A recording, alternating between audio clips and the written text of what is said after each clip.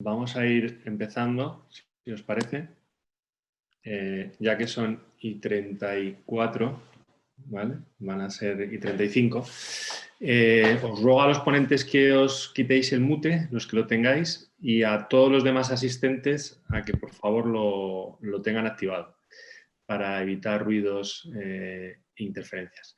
Al final de las intervenciones, bueno, en primer lugar me presento, perdonad. Muchas gracias a todos por estar, a los ponentes y a todos vosotros, a los periodistas, clientes, amigos que nos acompañáis en este 5º aniversario. Soy Enrique Calatrava, socio de Carter Lane, consultora de comunicación corporativa y financiera y marketing. Para celebrar este 5º aniversario hemos elegido un ciclo de ponencias.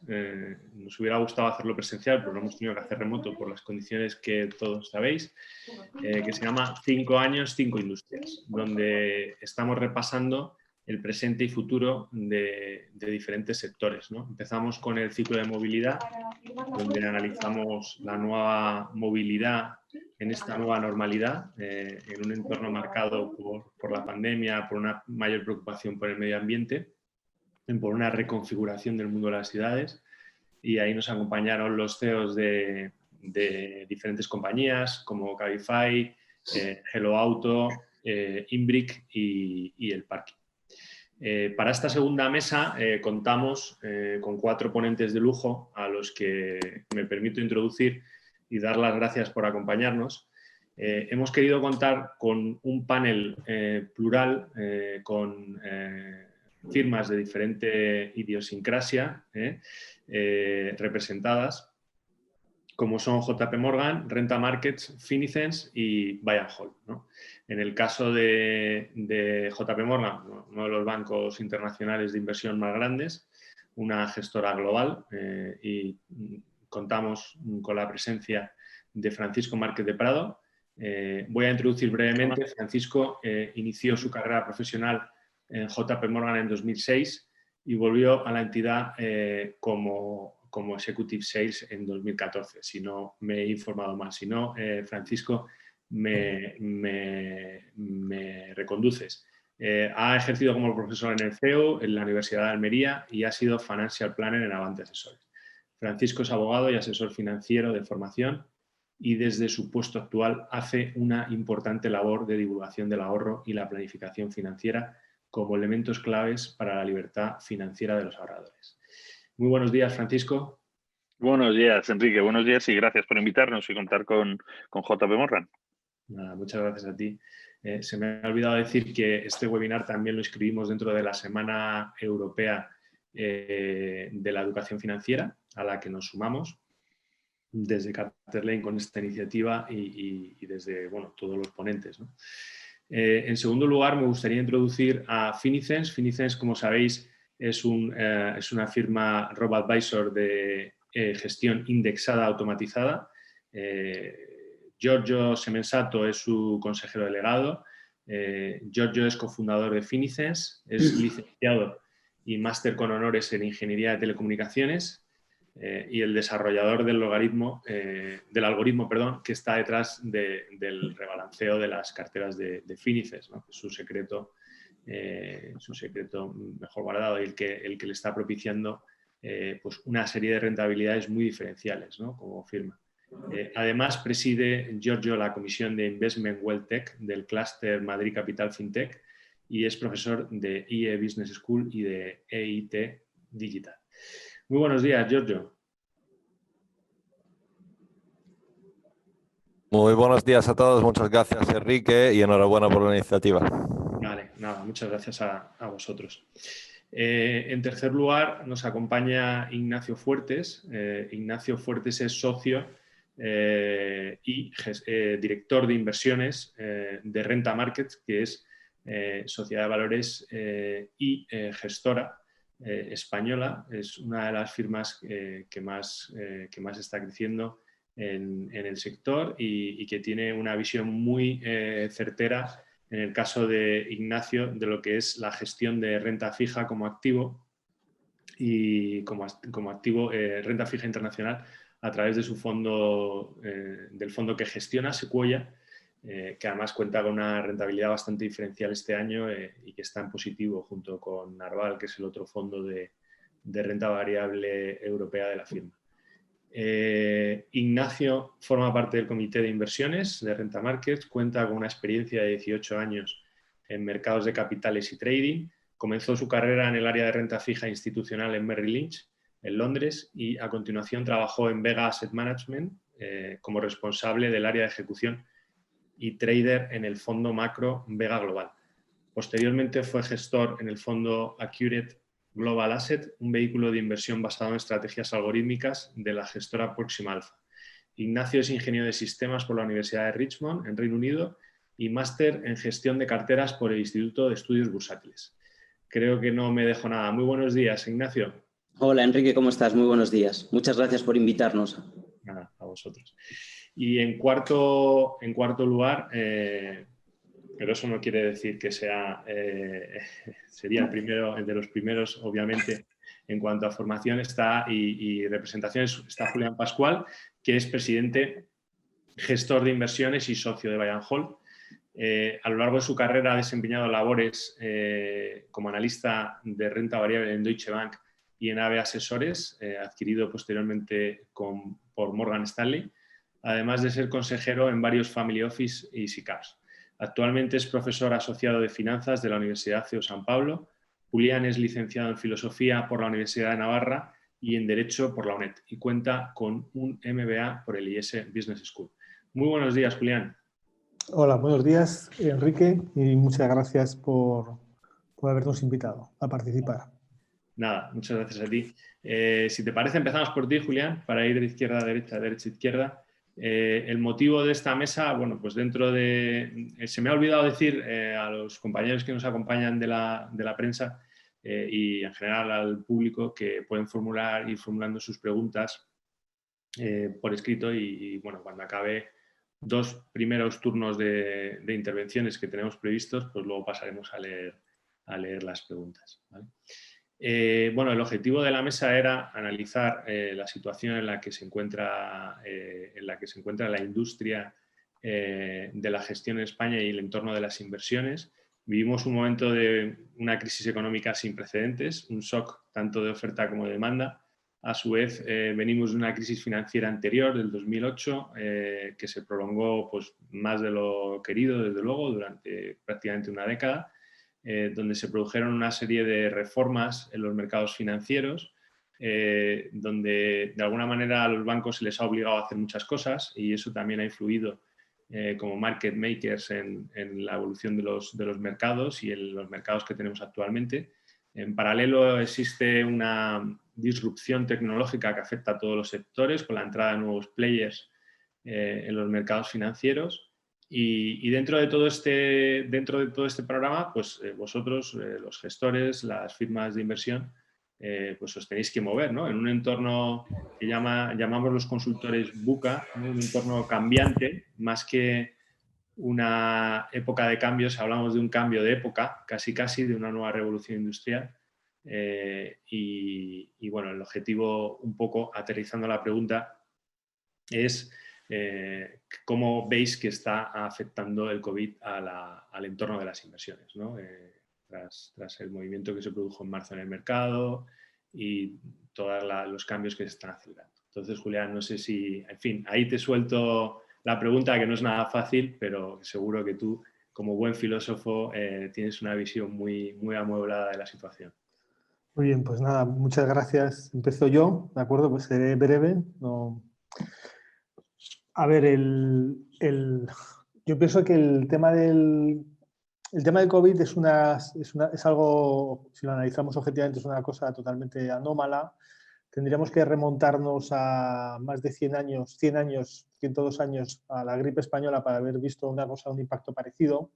Sí, aunque es cierto que ha habido varias crisis epidemiológicas en estos 100 años, ninguna ha tenido el impacto que ha tenido el COVID. Han sido muchísimo más moderadas, más pequeñas y entonces digamos, las características de la enfermedad pues, han sido únicas y han provocado un cierre general en todas las economías. Durante más o menos periodos todas las economías han tenido que cerrar y al final pues, nos hemos encontrado en que todos los países vamos a tener una caída del PIB del 10-15% este año, ¿no?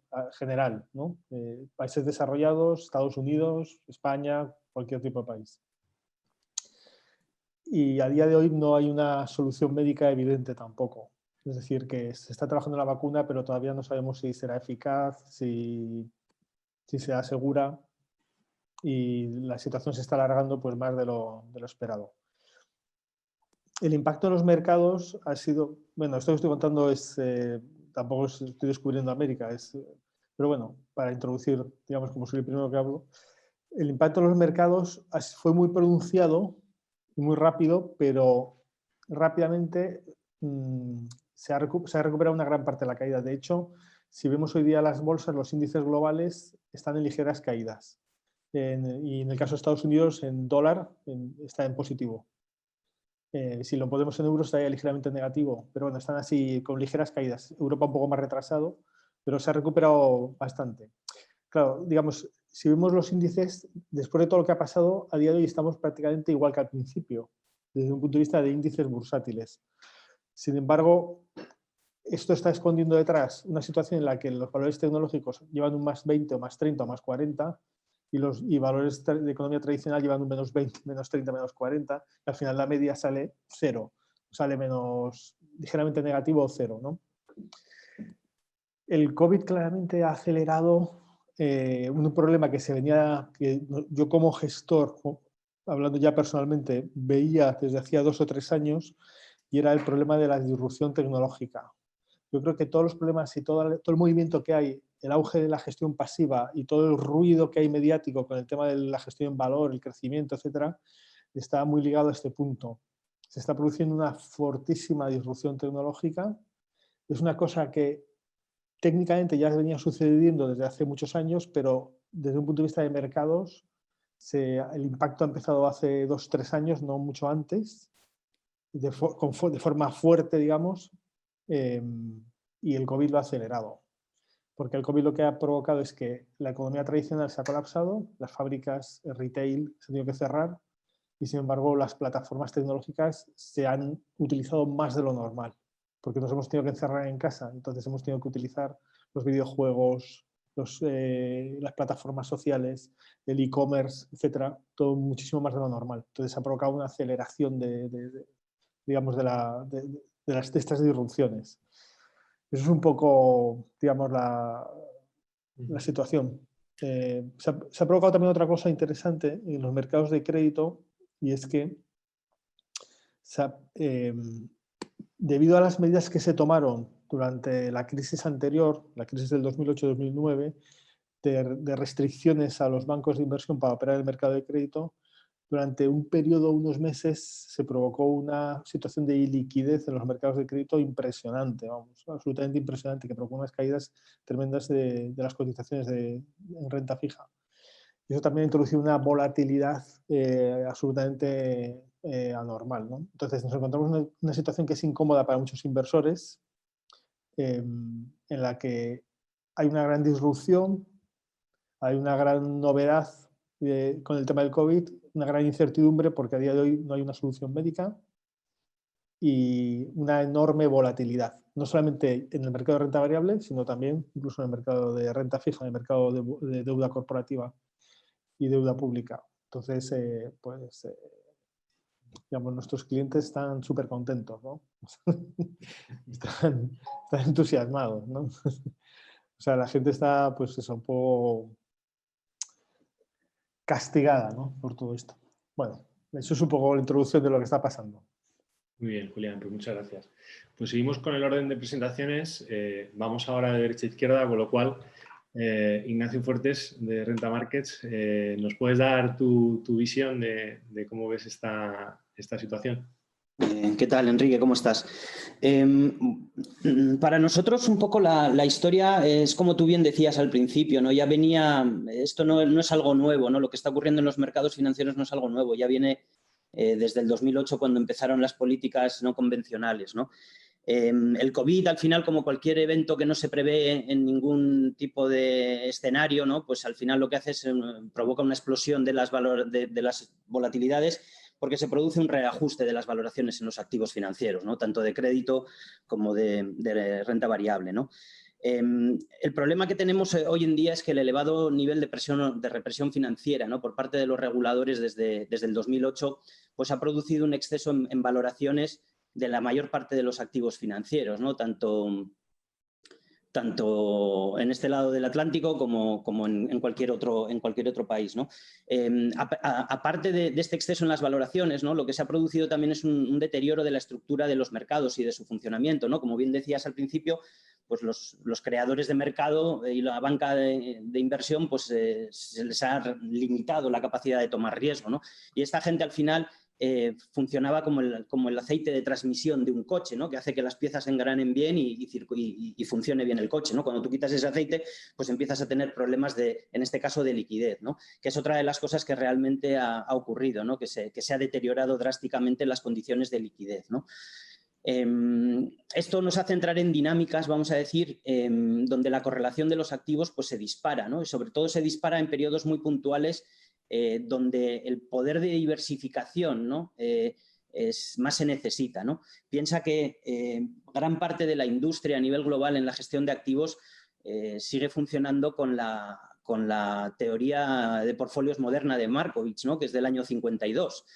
Entonces, en la utilización de las matrices de correlaciones y las diversificaciones y la búsqueda de estrategias cuantitativas como pueden ser los factores que te aporten diversificación o la renta fija gubernamental, pues todas estas cosas en estos periodos tan, vamos a decir, específicos, ¿no?, que cada vez son más, vamos a decir, más corrientes, ¿no?, porque en los últimos 20 años, cada 4 años nos toca vivir una serie, una crisis severa, ¿no? Pues al final lo que ocurre es que todas estas aproximaciones más tradicionales a la construcción de carteras dejan de funcionar, ¿no? Y dejan de funcionar cuando más se les necesita, ¿no? Como muestra un botón, pues el mal performance que han otorgado la diversificación en factores, como comentaba antes, o la decreciente protección que te puede ofrecer la deuda gubernamental en las carteras, ¿no? Porque a los niveles de tipos actuales, la diversificación que te puede aportar en la matriz de correlaciones estar largo de bonds o de treasuries, pues cada vez es más baja, ¿no? Y hay un creciente debate en cómo va a ser vamos a decir, cómo va a ser la siguiente fase de construcción de carteras, ¿no? Porque hasta ahora lo que te ha venido funcionando, que ha funcionado muy bien, pues hacia el futuro cada vez queda con mayores incógnitas, ¿no? Esto lo que ha producido realmente es una merma en el poder adquisitivo y en el patrimonio de los clientes, ¿no? Nosotros consideramos que al final lo que más vas a necesitar es cada vez una aproximación más tecnológica, ¿no?, y vanguardista a lo que es a la gestión de activos, ¿no? Estando siempre toda esta tecnología a disposición de la experiencia y de las canas, ¿no? Al final es importante, más sabe el diablo por viejo que por diablo, ¿no? Eso es un poco nuestra filosofía, ¿no? Entonces, es cierto que los equipos cada vez han de modernizarse más y han de introducir más la tecnología en sus procesos de inversión. Nosotros, frente a aproximaciones más cuantitativas y discrecionales, ¿no?, como puede ser el trading sistemático, ¿no?, o otro tipo de high frequency trading, pues nosotros optamos un poco por la combinación de ambas, ¿no? Vamos a decir, procesos que permitan optimizar o magnificar, ¿no?, las capacidades de los equipos de gestión, ¿no? Esto por un lado, y luego por otro lado, al final también es importante, ¿no?, desde el punto de vista del cliente, ¿no?, apostarles cada vez, vamos a decir, una oferta de productos quizás más exclusiva y de mayor valor añadido, ¿no? A nuestro parecer, todo este, vamos a decir, crecimiento de la gestión pasiva, ¿no?, y de la indexación, pues al final no es más que reconocer un fracaso, ¿no?, que los mercados no se pueden, vamos a decir, batir en el largo plazo. Nosotros no estamos de acuerdo con eso. Claramente hay gente que bate el mercado consistentemente a largo plazo. Son muy pocos, eso sí que hay que reconocerlo, pero la realidad es que bueno, que de lo que se trata es de ofrecerle al cliente la alternativa de mayor valor añadido, ¿no? Muy bien, Nacho, pues muchas gracias. A vosotros. Precisamente yo creo que es muy oportuno que le toque ahora a Giorgio, como CEO de Finicens, intervenir para que explique un poco su visión de cómo han vivido vuestros clientes y cómo vivís desde Finicens el entorno actual de los mercados financieros.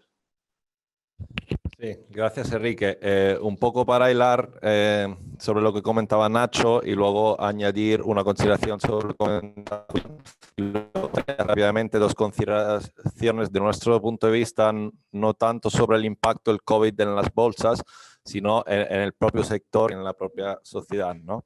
Entonces, no me encuentro de acuerdo con lo que comentaba Julián de que las estrategias diversificadas o que incluyan la fija y no han sido capaces de demostrar, pues, de añadir valor en estos momentos de COVID e incluso que hayan detraído, nuestros datos demuestran lo contrario, ¿no? Para hacer un ejemplo muy directo, cogiendo nuestras carteras, pues nosotros tenemos de 8 activos en cartera, 3 son de renta fija y renta fija europea gubernamental, europea corporativa y bonos globales. Los 3 en lo que va de año están en positivo, hasta un 4.1% de rentabilidad. De 5 carteras que tenemos, 2 van en positivo el año, la tercera de camino, pero más importante todavía, le sacan un 4% a la media de mercado en menos de un año, ¿no? En Year to Date 2020, ¿no? Y eso es el corto plazo. El largo plazo ya estamos todos de acuerdo que la gestión pasiva estadísticamente pues bate a la mayoría, superior al 90% en porcentaje de los gestores activos. En muchos casos, el 98.5% de los gestores activos no son capaces de batir a un índice de renta variable global, con lo cual el largo plazo está claro, pero en el corto plazo también, en shock tan potentes como el que hemos vivido, yo creo que no la gestión pasiva, ¿no? Directamente Finicens en el mercado local, como representantes de la gestión pasiva indexada, pues hemos demostrado también públicamente en concursos como el de expansión All Funds, ¿no? Donde hemos estado liderando nuestra cartera primero de toda la categoría a nivel nacional, pues rentabilidades, ¿no? En estos momentos, ¿no? Con lo cual no encuentro correspondencia, ¿no? En datos reales, ¿no? de esa afirmación. Combinando este asunto con lo que comentaba, si no me equivoco, Julián, efectivamente, pues la magia de los índices que te permite que también en momentos tan de impacto tan profundo, pues unos 5 valores en el S&P 500, para poner un ejemplo, sean capaces de más que contrarrestar pues la rentabilidad negativa de otros 495, ¿no? Y eso te da pues la posibilidad, el índice, de recoger automáticamente una serie de tendencias estructurales en los mercados sin que tú tengas que hacer nada, ¿no? Y eso es, considerando un índice, si consideramos en nuestro caso, pues 8 índices globalmente diversificados en más de 22.000 posiciones, pues es una maravilla, ¿no? Realmente es una magia, ¿no? Para un inversor, sobre todo retail, con medios limitados, con conocimientos limitados, con patrimonio muy limitado y que pueda acceder a esta estrategia de inversión altamente sofisticada desde tan solo 1.000 euros. En cuanto a el impacto del COVID en el mercado en el mercado de capitales, pues yo creo que habéis profundizado vosotros, con lo cual pues me gustaría hacer una consideración acerca del impacto que está teniendo en el sector financiero en sí y en el sector de gestión de activos en particular y también en el cliente final. Pues yo creo que se han visto dos fenómenos, además, que convergen, ¿no? En un único mensaje, ¿no? El primer fenómeno es que este COVID, posiblemente en nuestra opinión, será posiblemente el mayor disruptor tecnológico, ¿no? de la década del 2020, ¿no? Ha sido capaz el COVID de acelerar de manera totalmente devastadora pues una serie de tendencias que veníamos observando desde hace años, pero que no terminaban, ¿no? de romperse, ¿no? a nivel tecnológico. Esto ha hecho que, pues, ha obligado a una aceleración también desde el punto de vista del cliente final, del consumidor de productos financieros, a hacerse cada vez más digital, a abandonar cada vez un modelo de interacción con su proveedor financiero y de inversiones tradicional, basado en una presencia física y basado en canales, ¿no? del antiguo legado, ¿no?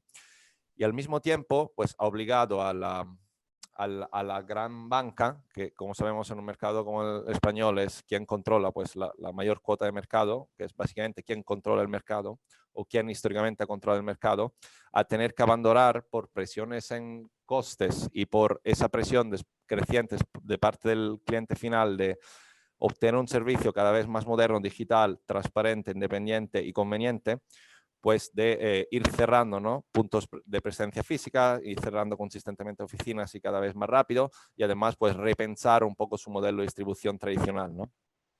Juntando estos dos factores, lo que se observa y lo que observamos nosotros directamente es que este fenómeno conjunto ha catalizado enormemente pues, el crecimiento y el impulso pues, a una gestión de activos que sea primero digital y segundo, que es también consecuencia de ello, pues cada vez más independiente, ¿no? Nosotros estamos convencidos, lo estamos viviendo en nuestras propias carnes, que el impacto del COVID será a la larga, desde luego, pues a la larga y no tan larga, pues desde luego altamente positivo para nuevos entrantes independientes, es decir, no bancarios, y que al mismo tiempo sean capaces de ofrecer una propuesta de valor alineada con los nuevos intereses de los clientes y sobre todo con una base altamente tecnológica.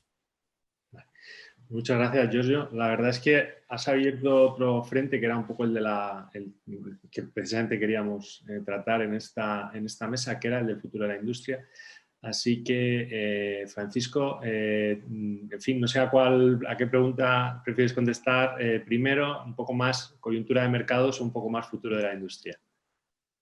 Pues ahí lo que me digas, Enrique. Si quieres, le doy una pincelada a la parte macro y Fenomenal. derivo, como ha dicho Giorgio, porque además ha tocado un punto muy interesante, ¿vale? Lo primero, por daros las gracias, ¿vale? Porque es verdad que somos pocos los que libres de comisiones vamos batiendo consistentemente al mercado, ¿vale? Y eso en JP Morgan nos tiene muy orgullosos. No solo en la selección de títulos, también es muy importante el asset allocation, ¿vale? Porque muchas veces nos centramos en tratar de batir a un índice en concreto en la selección de títulos y hay que verlo de manera global, que eso es muy importante a la hora de gestionar carteras. Hemos estado hablando de lo que ha supuesto el COVID y la caída. Es verdad que el COVID es algo extraordinario, como era la crisis de Lehman, como era la crisis.com, como es la crisis europea, como es. Esto sucede, y lo habéis dicho anteriormente, creo, no sé si ha sido Nacho que lo ha dicho, sucede periódicamente.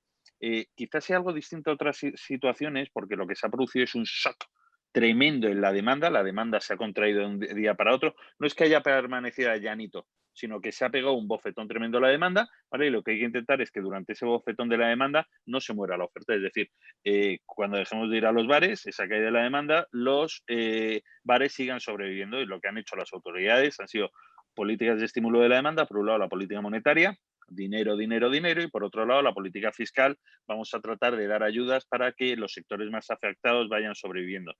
¿Qué es lo que va a pasar? Pues que los mercados volverán a subir, la economía volverá, pero en el tanto no solo es el drama humano, sino el drama económico que vamos a vivir, que eso es un problema muy, muy gordo. Hay que conseguir que siga fluyendo el crédito, y de esta saldremos, como hemos salido de otras. Lo que hay que hacer es conseguir que los clientes sigan vertidos buscando sus objetivos financieros.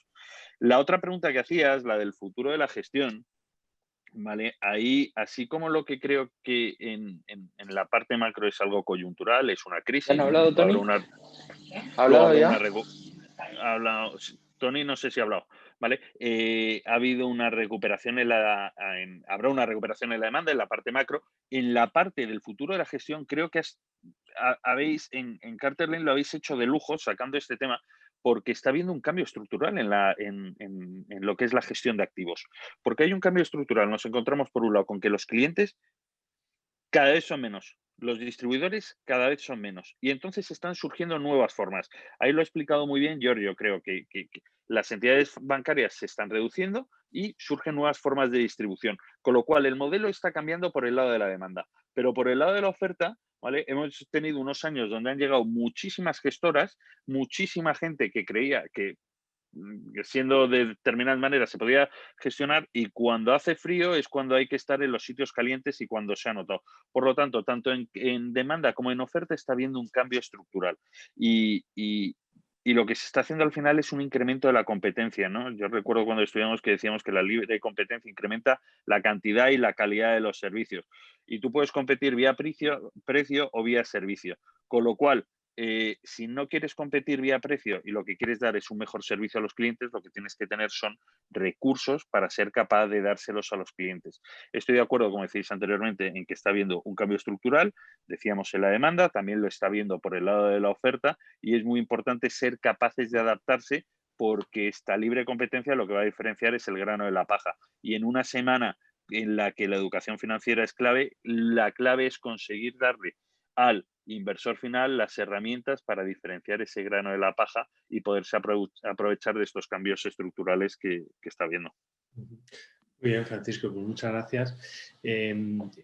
No sé, Julián, ¿cuál es tu visión sobre este futuro de la gestión? Hay muchos frentes abiertos.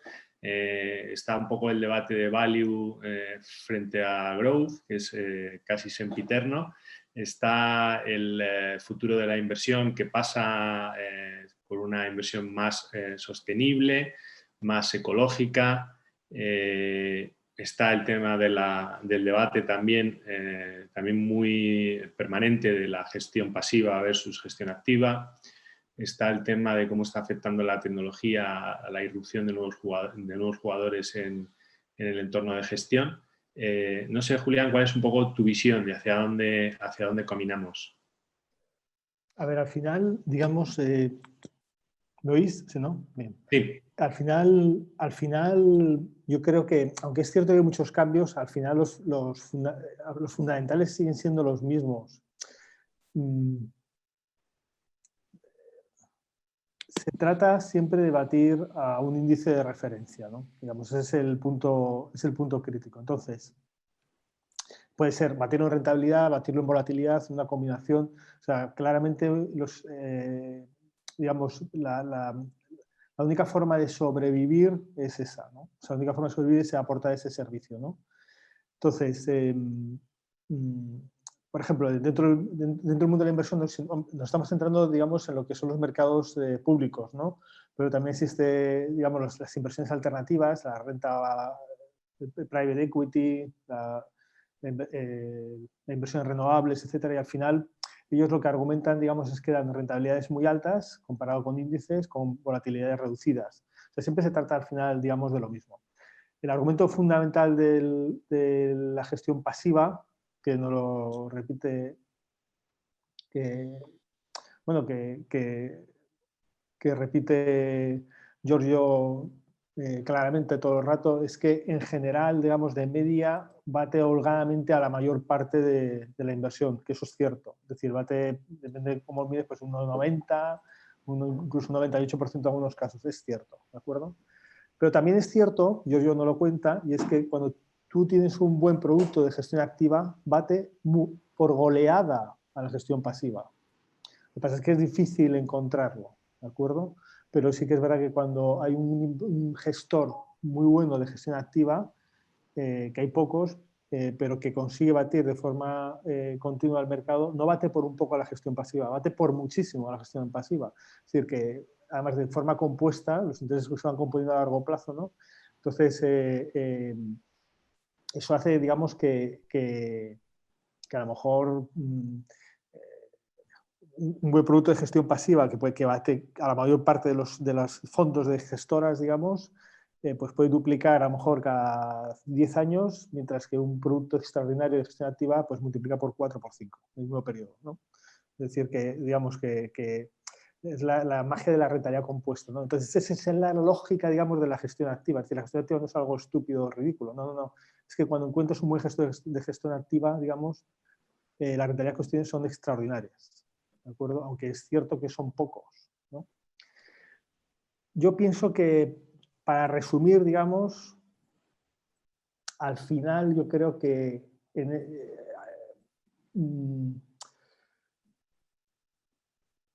hay dos formas de competir, también se ha comentado anteriormente. O bien, digamos, consigues hacer un producto de calidad que bate a los índices o bate a sus comparables de forma consistente, o bien otorgas un buen servicio, ¿no? Es decir, que oye, yo soy agnóstico en el producto, pero te asesoro, ¿no? Y te doy un buen asesoramiento y te aporto un montón de herramientas tecnológicas para asesorarte y a darte una visión amplia. Es decir, pues no solamente para invertir en renta variable, sino para invertir en inversión alternativa, en renovables, en inmobiliario, etc. Esos dos modelos siguen siendo válidos. Y centrándonos más dentro del modelo de la gestión, digamos, la gestión pura, ¿de acuerdo? No tanto en el servicio, la gestión pura, en lo que, como he comentado, lo punto crítico consiste en batir a los índices o batir a la media, digamos. Yo pienso que para los gestores activos, digamos, yo creo que los que conseguirán sobrevivir son aquellos que consigan entender un poco mejor todos los cambios tecnológicos que se están produciendo. La gestión activa se ha complicado enormemente porque la tecnología está cambiando todo, ¿de acuerdo? Y digamos, los parámetros de gestión tradicional se están complicando mucho. Muchas industrias que tradicionalmente eran rentables y daban buenas rentabilidades, pues ahora no está pasando eso. Se están cambiando las cosas. El COVID ha acelerado esto. Entonces yo creo que al final, dentro de la gestión activa, los gestores que tendrán éxito serán los que consigan, digamos, adaptarse al nuevo entorno tecnológico, al nuevo entorno tan cambiante, entender bien las tendencias en tecnología. Posiblemente muchos gestores activos van a sucumbir, porque esto es difícil, ¿de acuerdo? Y por eso justamente la gestión pasiva está teniendo tanta fuerza, porque pues, muchos gestores activos que históricamente lo han hecho bien, ahora no lo están haciendo por esta razón. Pero yo pienso que siempre habrá un hueco, perdonad, me parece que es indiscutible, siempre habrá un hueco para gestores activos que batan a los índices además de forma tremenda, o sea, no por un poco, sino por una diferencia enorme, y que sean aquellos que consigan, digamos, adaptarse al nuevo entorno tecnológico, ¿no? Antiguamente se invertía más en industrias clásicas, en inversiones materiales, y ahora hay que entender mejor temas de tecnología. Esto es un poco el resumen. Pues muy interesante, Julián. Nacho, ¿cuál es tu visión a este respecto? ¿Qué tal, Enrique? Bueno, a mí me gustaría hacer una diferenciación, ¿no? El futuro de la gestión en España desde el punto de vista de los equipos de gestión o del gestor y desde el punto de vista del cliente, ¿no? Creo que son dos ángulos totalmente diferenciales, ¿no? Lo primero, decir que desde el punto de vista del gestor, si más del 80% de los volúmenes que se operan diariamente a nivel global en los principales mercados cotizados están llevados por algoritmos de una u otra manera, estrategias sistemáticas, algoritmos de ejecución, etcétera, lo que parece obvio es que entender bien cómo funciona la tecnología y sus aplicaciones, ¿no? Y cómo afecta a la estructura del mercado y a su liquidez, pues esto es básico, ¿no? Ya no es un futuro, es un presente, ¿no? Por lo tanto, lo que estamos viendo y lo que hemos visto, sobre todo a medida que se han aumentado, ¿no? Las capacidades de cálculo, ¿no? en todo lo que es a nivel computacional, pues lo que han aparecido son nuevas estrategias y nuevas aplicaciones, ¿no? Con técnicas cada vez mucho más avanzadas, ¿no? Y donde antes no era factible pues llegar a utilizarlas, ¿no? A pesar de que la inteligencia artificial ni las redes neuronales llevan muchísimos años con nosotros, pues es a raíz de estos 10 últimos años, ¿no? Donde todas estas estrategias pues cada vez van teniendo un mayor impacto, ¿no? Con lo cual, desde el punto de vista del gestor, a nuestro parecer, el gestor, vamos a decir, tradicional, ¿no? El hombre orquesta, que él lo hace todo, cada vez va a ser una rara avis, ¿no? Los conocimientos que se requieren cada vez son muchísimo más amplios, en muchísimas más, vamos a decir, ciencias, ¿no? O en muchísimas más temáticas, con lo cual lo que necesitas cada vez es gente mejor preparada y equipos mejores preparados, ¿no? En términos de conocimientos, ¿no? Y en términos de capacidades, ¿no? Sobre todo para operar cada vez en unos mercados cada vez mucho más cambiantes y dinámicos, pero también mucho más regulados y cada vez más ilíquidos, ¿no? Esto es desde el punto de vista del gestor, ¿no? Desde el punto de vista del cliente, lo primero, que nosotros estamos un poco en contra de cómo se ha planteado la industria, ¿no? En el sentido en el que esto parece un poco lo de los hermanos Marx, ¿no? Que si no te gustan estos valores, tengo otros por aquí, ¿no? Entonces, las gestoras, ¿no? y las entidades al final pretenden que los clientes tomen una serie de decisiones para lo cuales no suelen estar capacitados y además para las que pagan, ¿no? Entonces, el cliente al final se le está dejando decidir de si se tiene que ir a renta fija corporativa o si tiene que comprar high yield europeo o americano o si tiene que comprar bonos en Japón o vender los australianos que tiene. El cliente no sabe de estas cosas, ¿sabes? Los que saben de esto son los especialistas, ¿no? Y es un poco en nuestra obligación, ¿no? Es nuestra obligación guiarle al cliente y por eso nos paga, ¿no? Eso primero y principal, ¿no? Y luego lo que es la oferta que ha vivido el cliente, a nuestro parecer ha habido tres grandes etapas, ¿no? La primera de ellas que fue la creación de las gestiones de carteras tradicionales con acciones, ¿vale? Y una vez que llegaron los fondos de inversión y que en España cogieron una figura relevante con las ventajas fiscales que aportaban, bueno, pues se diseñó toda esta personalización que hablan, ¿no? De que al final personalizan las inversiones para el cliente, ¿no? Con todas las carteras perfiladas, ¿no? Esto realmente, más bien que por la personalización, que realmente no estás personalizando nada, ¿no? Porque al final coges unos clientes que se parecen y los metes en un plan. Eso no es personalizar absolutamente nada, ¿no? Más bien estás personalizando el plan para los clientes, ¿no? Entonces, eso sí que ha conseguido a nivel nacional atraer una masa de ahorro significativa, ¿vale? Con unos 600.000 clientes y más de 70.000 millones de AUM, ¿no? Y por último, tras la crisis financiera global, ¿no? y por otra vez lo que hemos vuelto a decir, ¿no? La baja calidad de los productos que se han venido ofreciendo a los clientes, ¿no? Por diferentes vías, pues hemos vivido el auge de los robo-advisors, ¿no? Con un mensaje muy sencillo y entendible, y es que con menos comisiones, o sea, para hacer esto, pues paga menos, y menos comisiones es más rentabilidad, ¿no? Lo que pasa es que esto, a nuestro parecer, no acaba de cautivar a la gran masa de ahorro, ¿vale? Porque sí que es cierto que en términos de clientes están cogiendo muchos, pero son pequeños ahorradores y el cliente al final, a nuestro entender, busca un gran valor o un valor añadido adicional, ¿no? Sobre todo a la hora de confiar lo que son los esfuerzos y sacrificios de toda una vida de trabajo, ¿no? Es por ello que, a nuestro parecer, esperamos que se produzca una mayor tecnificación, ¿vale? Tanto en las entidades, ¿no? que ofrecen el servicio como en la oferta a los clientes, ¿no? Estas deberían ofrecer propuestas de mayor valor añadido, ¿no? y configuración a medida, más que personalización, ¿no? Porque cada cliente todos nos parecemos, pero somos únicos, eso es una realidad. Y estas deberían parecerse más quizás al servicio de las grandes bancas privadas, ¿no? Para los grandes patrimonios o los clientes institucionales, ¿no? Realmente eso a lo que nos debería llevar la utilización de la tecnología, ¿no? Muy bien, Nacho. Sí. Perdón, que te he cortado. No, y bueno, por último, lo que sí que vamos a seguir viendo, ¿no? Por último, es aumentos de fragilidad en los mercados financieros, ¿no? Donde estos episodios que estamos viviendo pues cada vez van a ser más frecuentes. No COVID es un caso excepcional por cómo han actuado vamos a decir, los reguladores y nuestros dirigentes, pero la realidad es que purgas en el mercado se producen cada vez más frecuentemente y cada vez son más severas y más disruptivas precisamente por la falta de liquidez, ¿no? y los cambios en la estructura del mercado. Muchas gracias, Nacho. Es un debate interesante también el de las comisiones, ¿no? Dentro de la reconfiguración de la industria de gestión. Giorgio, no sé si nos puedes dar tu visión.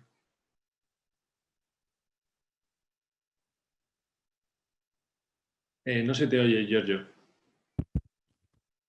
¿Ahora mejor? Sí, ahora sí. Para complementar lo que acaba de decir Nacho y sobre el tema de las comisiones, efectivamente Finicens es un robo-advisor, tiene entre sus valores las comisiones hasta un 85% más bajas que un banco, lo cual más rentabilidad, pero no tan solo eso, ¿no? Nosotros ofrecemos una estrategia de diversificación a nivel global, posiblemente, te diría casi con 100% de certeza, a día de hoy las carteras más diversificadas del mercado, un ratio de Sharpe que es en el largo plazo prácticamente imbatible, y también pues una gestión recurrente a través de rebalanceos automáticos y sistemas parecidos, ¿no? Que no es un estándar, ¿no? en la industria. Con lo cual las comisiones no es lo único, ¿no? También otro mensaje, yo creo que es una percepción errónea, es asumir que los inversores en firmas de gestión como Finicens, es decir, de RoboAdvisor, sean pequeños ahorradores. Esto no es correcto. Tengamos presente, nosotros tenemos un segmento que se llama Finicens Premium, que es destinado a patrimonios por encima de 100.000 euros. De hecho, tenemos clientes con cifras invertidas superiores a 10 millones de euros. Y el segmento premium ya cuenta casi con el 10% de nuestra base total de inversores y creciendo, ¿no? ¿Y eso por qué? Porque hay millones de inversores en España con patrimonios muy relevantes que buscan pues, unos valores de rentabilidad bajos y rentabilidades más elevadas, y también por una gestión de riesgo mucho más eficaz, que bueno, pues aterrizan, ¿no? en la gestión pasiva y aterrizan en Finicens, ¿no? Con lo cual, bueno, y esa es una tendencia cada vez mayor, porque si pensamos que el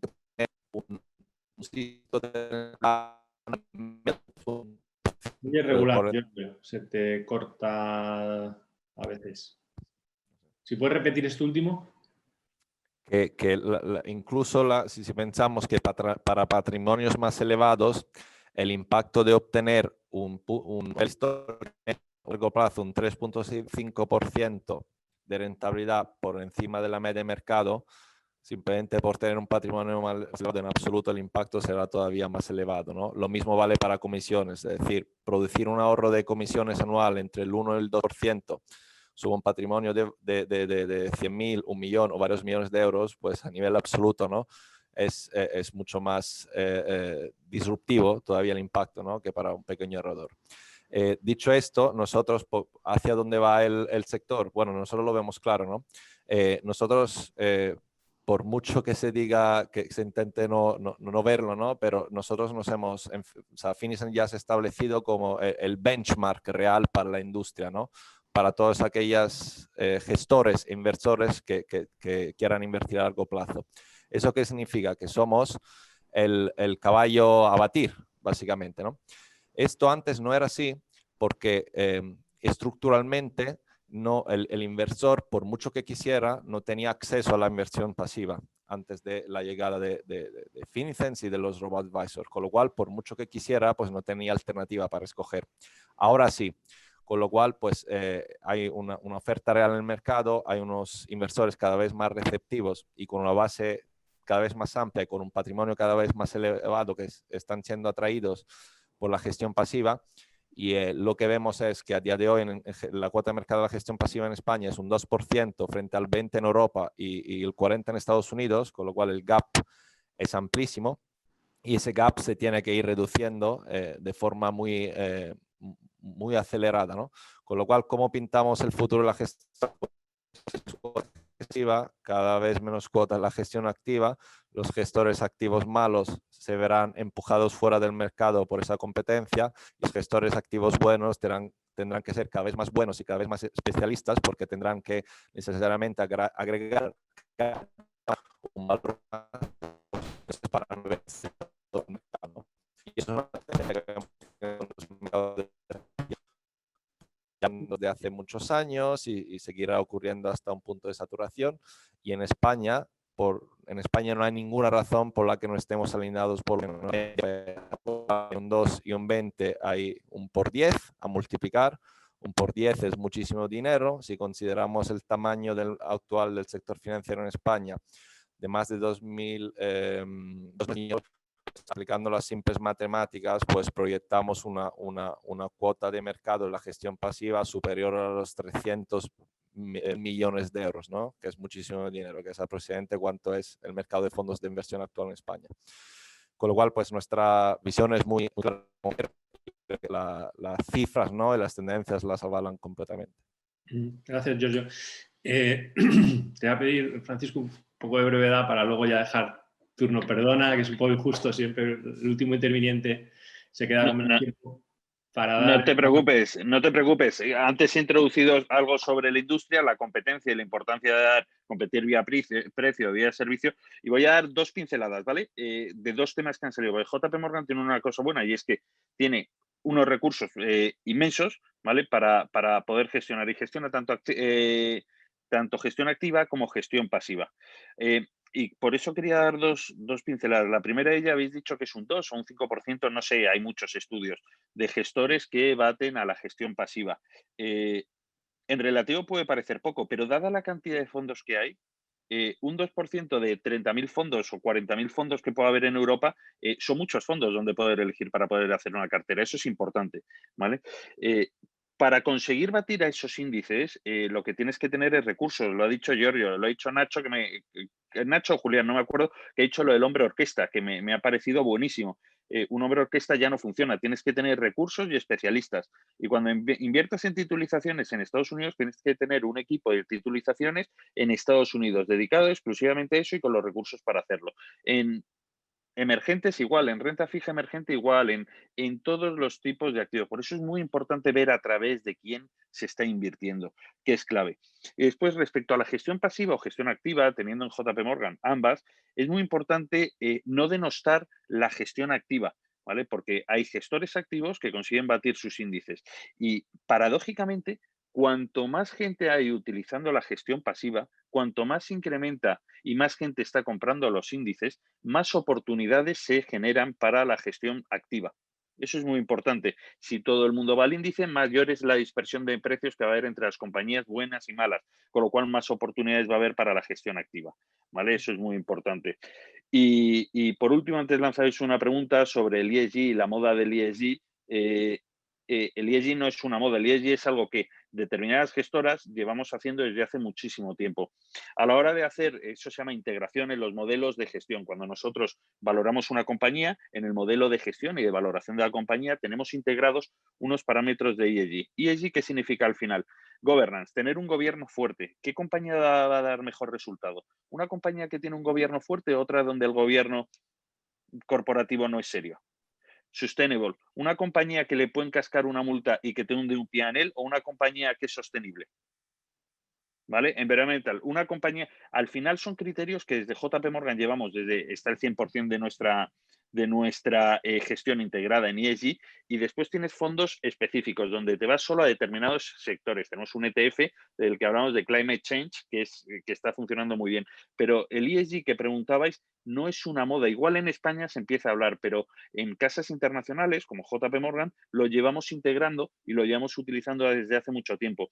No solo porque creamos que es bueno y que es necesario, ¿vale? Sino porque tiene una correlación tremenda con el resultado de nuestras inversiones.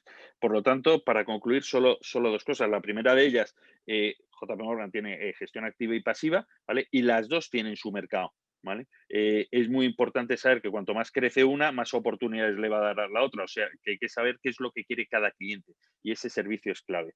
Y después, en cuanto al ESG, que era la otra pregunta, decir que no es una moda, es algo que se lleva implementando mucho tiempo y que existe una correlación muy importante entre los resultados de las inversiones y el gobierno corporativo o las políticas de ESG que esa compañía aplica. Vale. Muy bien, pues muchas gracias. Vamos a abrir el turno a la audiencia, a las preguntas de la audiencia.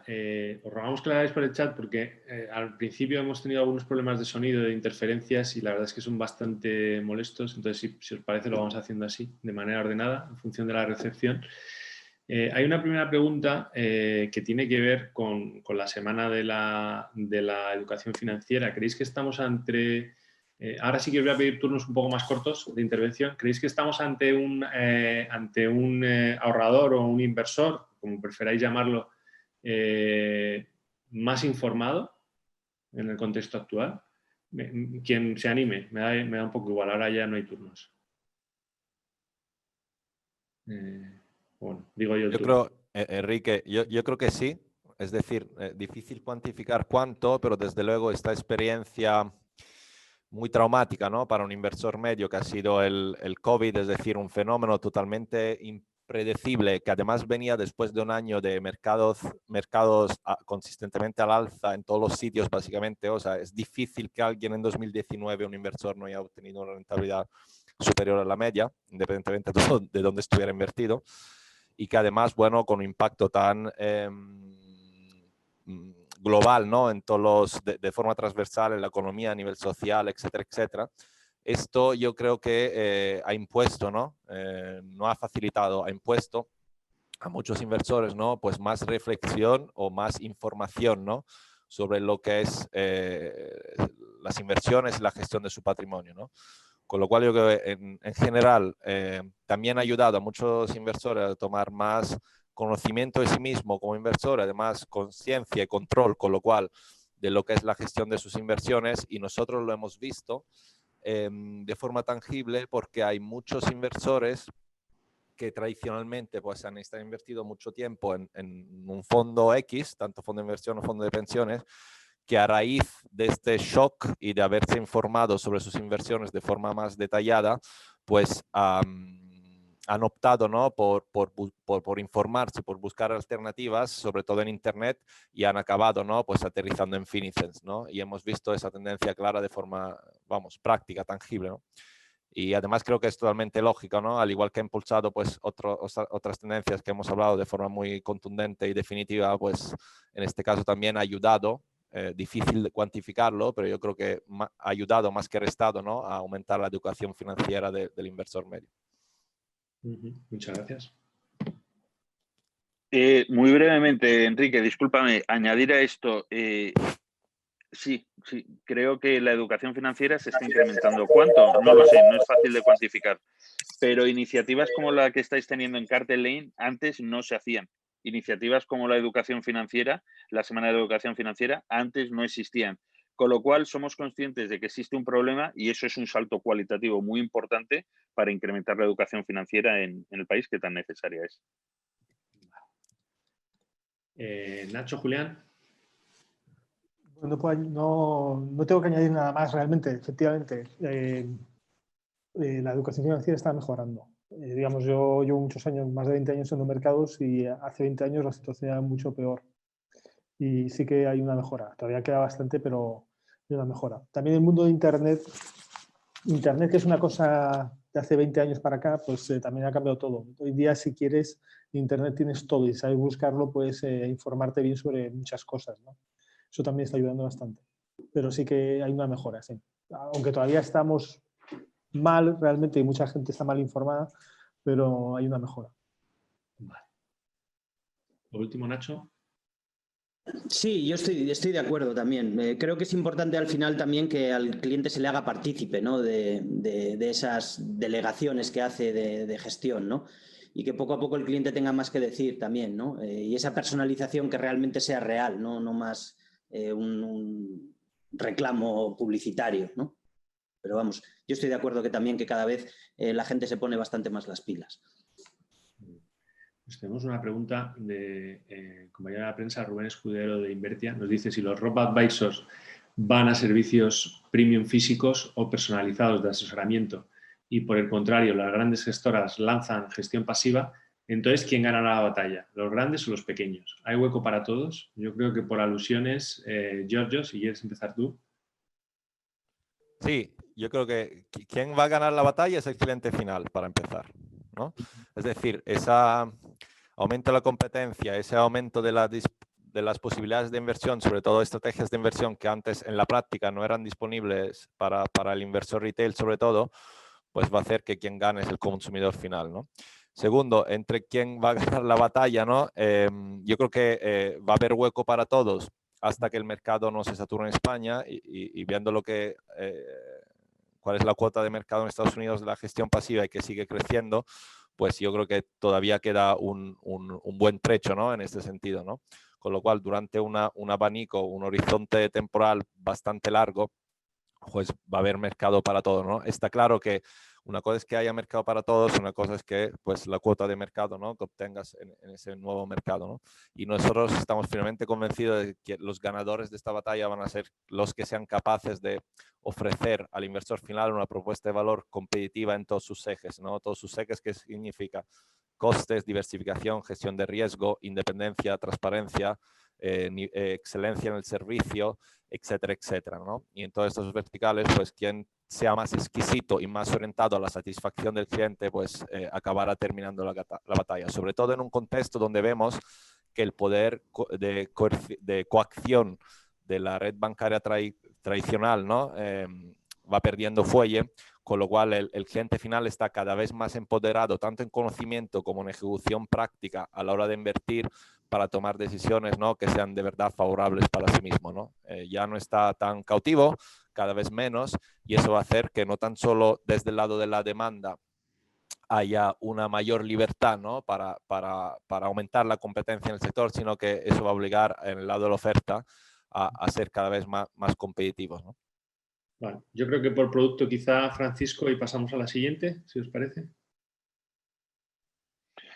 Bueno, como te decía anteriormente, en JP Morgan tenemos gestión activa y gestión pasiva. Tenemos ETFs de gestión activa y ETFs de gestión pasiva, fondos indexados y fondos de gestión activa. Ofrecemos todas las soluciones, porque una cosa decía yo muy importante es que al final el que tiene que ganar es el cliente, ¿vale? Y es el que va a salir ganando. La libre competencia, como decíamos anteriormente, incrementa la cantidad y la calidad de los servicios. Muy importante para que eso pueda ser que el consumidor esté informado y que el consumidor tenga la educación financiera suficiente o el asesoramiento suficiente para poder conseguirlo. Yo creo que eso es un caballo de batalla que tenemos que conseguir entre todos. Otra pregunta referente al tema de gestión pasiva de Jaime Pinto de Fans People. Nos pregunta, si la banca se lanza a vender gestión pasiva, ¿qué esperanza tienen los robo-advisors de crecer si ya no pueden competir por precio? Giorgio. Vale, primero, si la banca se lanza, efectivamente, en la práctica, vamos a verlo primero desde el punto de vista teórico, es decir, si la banca se lanzara, pues habría que ver cómo lanzarse, ¿no? A día de hoy, algún grupo bancario que ha lanzado pues una oferta de gestión pasiva desde hace un par de años, pero realmente pues si esa oferta de gestión pasiva incluye, digamos, pues el uso de fondos propios de la casa con todas las deficiencias que puede haber y con costes elevados y con un performance muy opinable, pues al final pues estamos la misma situación, ¿no? Con lo cual, pues la oferta independiente, como la definen, sigue siendo significativamente, ¿no? Más conveniente para el cliente final, ¿no? Con lo cual, pues vemos que en la práctica en España pues no está ocurriendo, ¿no? También, pues en la práctica, desde una visión práctica, pues hay muy pocos bancos en el mundo que se han lanzado de forma convencida y de forma creíble hacia la gestión pasiva del modelo de robo-advisor, ¿no? Puede haber pocos, se cuentan, ¿no? en los dedos de una mano, y la mayoría han abortado pues al cabo de un par de años como mucho pues estos proyectos. ¿Por qué? Por unos conflictos de interés evidentes internos en su modelo de negocio, donde hay pues el barco, ¿no? El grande barco pues que navega sobre un modelo, por encima de un modelo que es altamente tradicional y orientados pues a unas comisiones que evidentemente no están alineadas a los niveles de la gestión pasiva, con lo cual ese conflicto de interés en el cambio de modelo pues impide, ¿no? Realmente en la práctica pues que esos bancos se lancen, ¿no? Y eso es lo que está ocurriendo consistentemente en todas las economías del mundo desarrollado y es un feedback, ¿no? Me atrevería a decir por esta razón definitivo, ¿no? Entonces nosotros vemos que es muy difícil, si no imposible, que la banca en un plazo de tiempo razonable pues se lance a una oferta de gestión pasiva de verdad y no disfrazada de gestión pasiva y por ello pues los robo-advisors como nosotros van a tener un hueco muy importante, ¿no? en este mercado. Muy bien. Pues bueno, si no tenéis nada más que aludir, paso a la siguiente pregunta que nos formulan desde WhatsApp. Tiene que ver con el posible fin del incentivo fiscal a los planes de pensiones. ¿Creéis que es algo negativo para la industria, para el ahorrador, para la economía en su conjunto? En fin, pregunta abierta a los cuatro y el que se anime a contestar primero, adelante.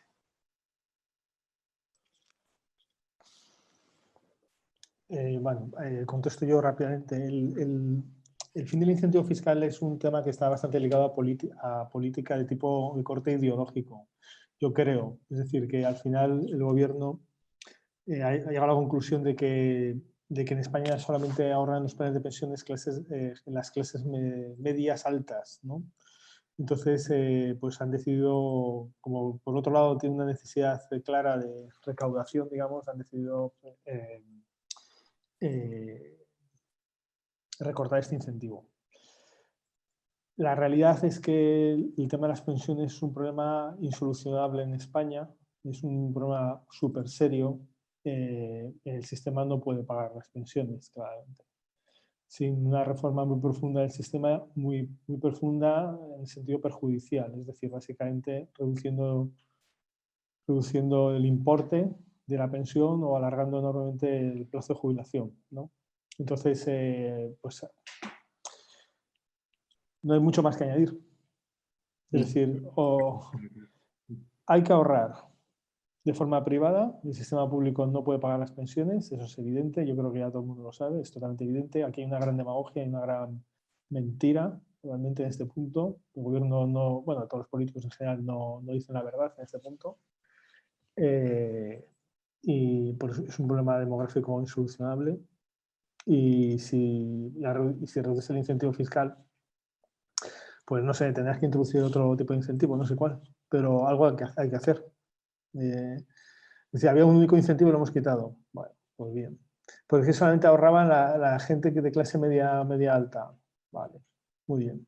¿Y ahora qué hacemos? Muy bien. ¿Nacho? Sí, en nuestra opinión, bueno, aquí claramente, desde nuestro punto de vista, es donde realmente entra a aportar gran valor el tema del uso de la tecnología, ¿no? Porque al final, bueno, si los planes de pensiones van a dejar de tener estas ventajas fiscales, lo que sí que podemos hacer es aplicar la tecnología para que las carteras de los clientes sean únicas y para que cada cliente tenga una cartera de alguna manera que podamos optimizarla fiscalmente de acuerdo a las reglas que rigen, ¿no? Entonces, desde nuestro punto de vista, en los próximos años pues vamos a ver alternativas, ¿no? y oportunidades y productos, ¿no? De alto valor añadido en el que le van a permitir al cliente ejercer optimizaciones fiscales más allá de la que le pueden aportar los fondos, ¿no? Porque hoy son los planes de pensiones y mañana pueden ser los fondos, ¿no? Entonces, al final, yo creo que veremos seguro en los próximos años pues, alternativas que le van a poder hacer al cliente, ¿no? Partícipe y beneficiario, ¿no? de otras alternativas, ¿no? Paco, Yoyo.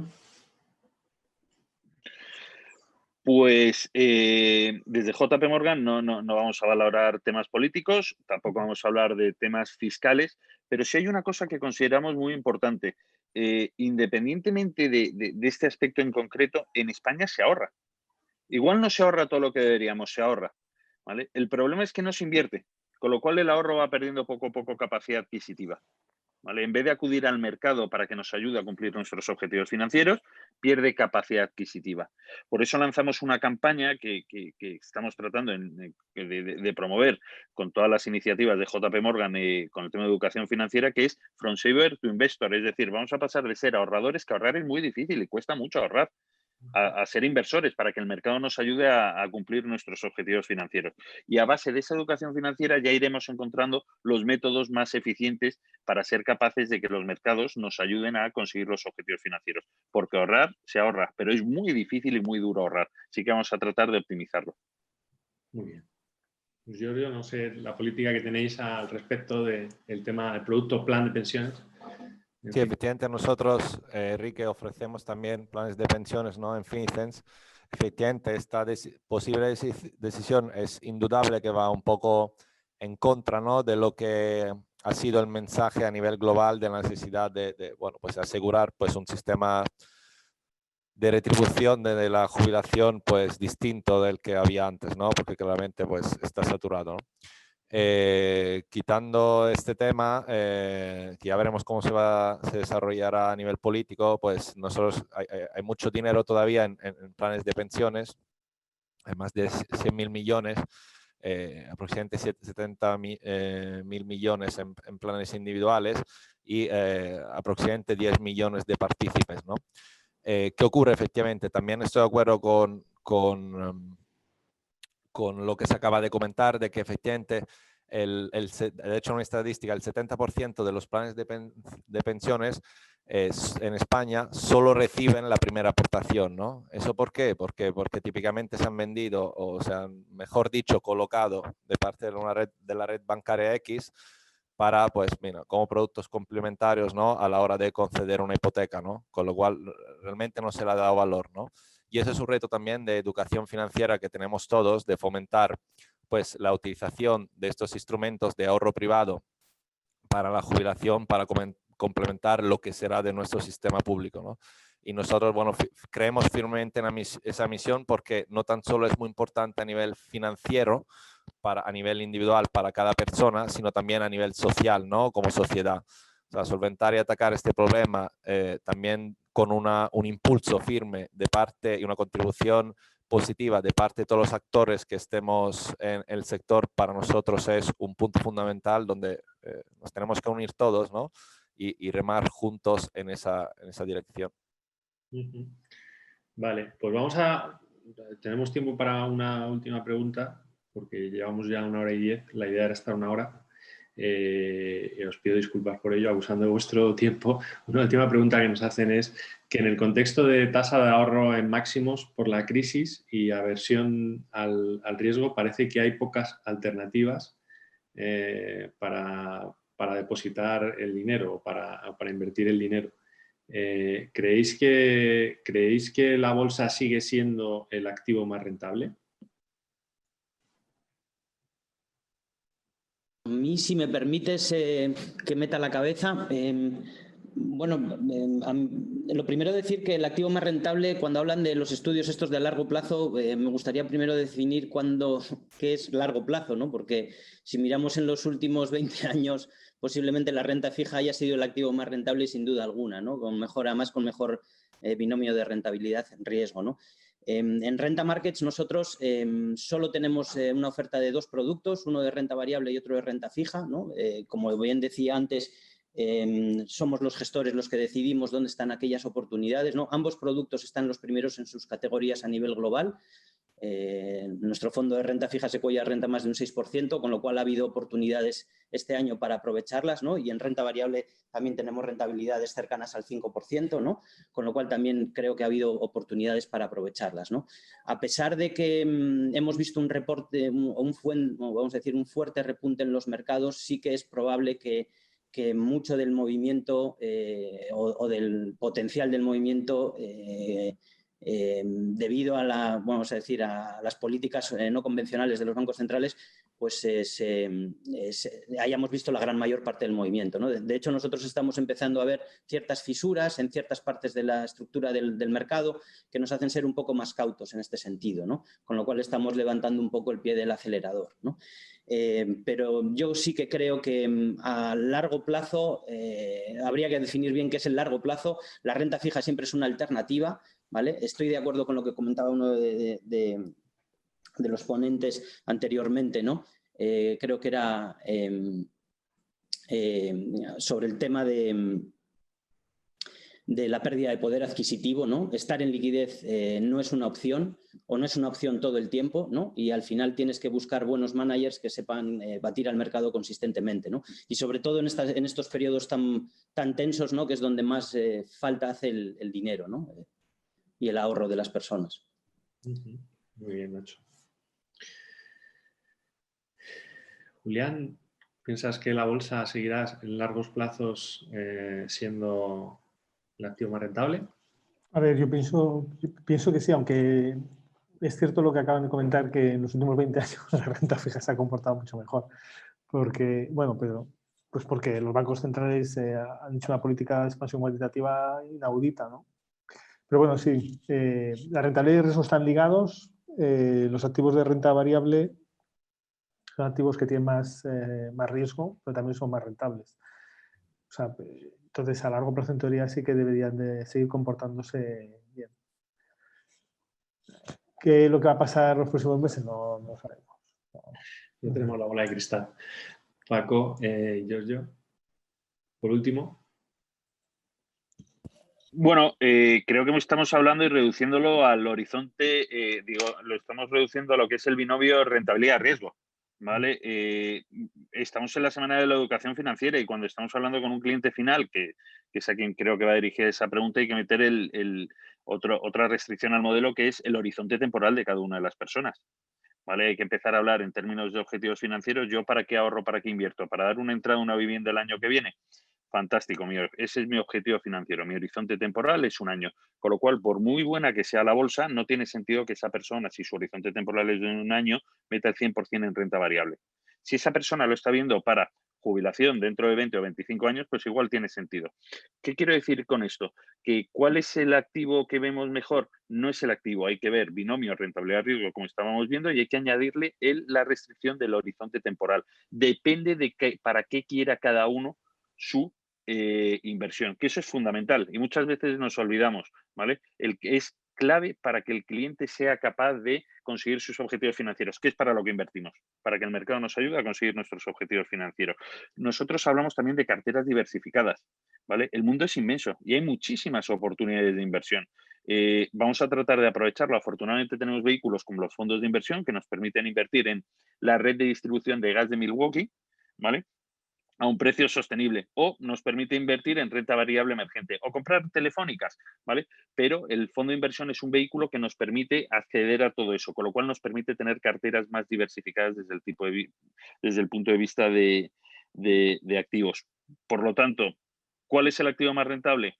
Binomio rentabilidad-riesgo, pero también el horizonte de inversión. No nos olvidemos el horizonte de inversión de cada uno de los inversores y carteras diversificadas y los recursos para ser capaces de invertir en cada uno de esos activos.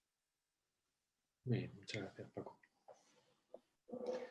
Giorgio, ¿cómo? Sí, estoy muy de acuerdo con Paco. Añadiría también que no tan solo el horizonte temporal, sino otras variables, ¿no? Que nos aseguran que el inversor esté invertido en un activo, en una cartera de activos, cuyas características estén alineadas con su capacidad y tolerancia a riesgo, ¿no? Es decir, no tan solo el horizonte temporal, sino la experiencia en inversión y otros factores, ¿no? De hecho, nosotros en Finesense tenemos un perfilado de riesgo bastante exhaustivo para determinar pues, cuál es el nivel máximo de tolerancia a riesgo, ¿no? que puede asumir un inversor. Eso es fundamental porque si el inversor no está correctamente perfilado en el riesgo, pongamos el ejemplo de un inversor que es conservador y se le da acceso o consigue acceso a una inversión agresiva, ¿no? Que lo más probable que va a ocurrir que a la primera corrección del mercado, pues ese inversor pues no retire su inversión y además posiblemente no invierta nunca más, ¿no? Con lo cual ya de partida ha fracasado totalmente en sus objetivos financieros. Y eso es muy importante porque la inversión es un viaje y en nuestro caso una orientación muy a largo plazo, con lo cual es un viaje muy largo, con lo cual es clave para nosotros que el inversor esté correctamente perfilado en riesgo y además que sea totalmente conocedor y totalmente informado de lo que es nuestra estrategia de inversión y lo que le va a esperar a lo largo de su horizonte temporal de largo plazo, ¿no? Que van a ser subidas, bajadas, más subidas que bajadas, pero va a haber también bajadas, ¿no? Y puede haber bajadas muy fuertes y muy rápidas, como lo hemos vivido, o no, o muy largas, ¿no? Y eso forma parte de la esencia de los mercados globales y esa es una característica de los mercados, siempre ha sido así y siempre será así, ¿no? Entonces, para mí, resumiendo, es muy clave, ¿no? Incidir en el nivel de riesgo y además, pues, repetimos, en la educación, en la didáctica y en la información que se le traslada al inversor, tanto y sobre todo antes de que él contrate.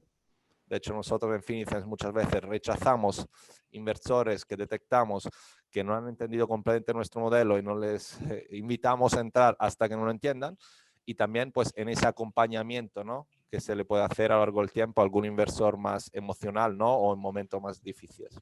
Pues muchas gracias. La verdad es que me quedo con esta conclusión como corolario. Creo que han salido muchos titulares para los compañeros de la prensa. Espero que hayamos hecho una contribución, nuestro granito de arena, a la Semana de la Educación Financiera. La verdad es que cada vez va a ser un factor más importante. Cada vez todos debemos esperar menos del Estado, de las administraciones. y más de lo que seamos capaces de construir. Nuestros hijos deberían nacer con una especie de kit de primeros auxilios financieros. Esperemos que la escuela y las familias contribuyan a que las nuevas generaciones estén cada vez más formadas, puesto que somos todos pequeños CEOs de nuestro patrimonio, de nuestro pequeño patrimonio, ¿no? A futuro y en el largo plazo. Y eso exige una visión estratégica y unos conocimientos que no se han producido, ¿no? Y que son fundamentales. Es fundamental que se eduque a la gente en un montón de cosas, pero que algo que influye tanto en el bienestar como es la sostenibilidad de tus ingresos en el tiempo, pues no haya sido debidamente tratado.